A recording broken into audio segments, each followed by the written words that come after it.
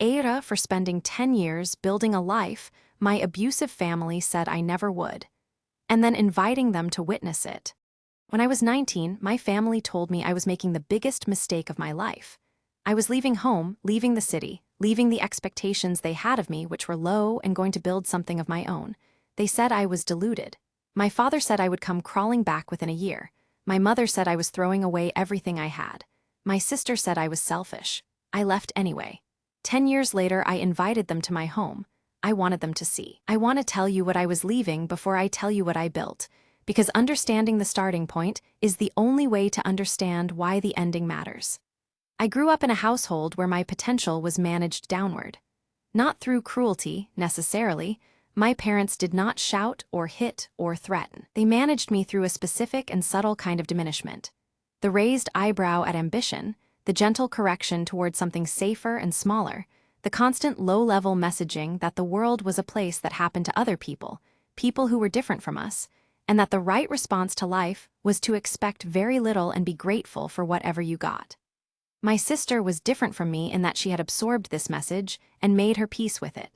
She had stayed. She had the life that my parents had expected for me, safe, local, uneventful, which is not to say unhappy, because she seemed genuinely happy in it, but it was not a life I could live.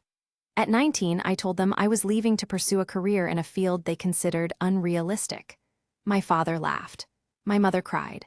My sister told me I was being selfish because she would have to manage the family dynamics alone. My father, on the night before I left, came to my room and told me that when this didn't work, he said when, not if, I should not be too proud to come home.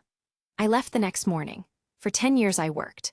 I failed things and tried again.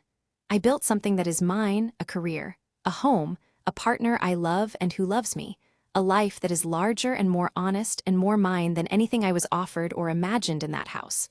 Last year I invited them to visit. Am I the asshole for what I wanted them to feel when they arrived? Update, 1 year later, they came, all 4 of them, my mother, my father, my sister, and her husband. I had not staged it. I want to be clear about this. I had not arranged anything specifically for their benefit.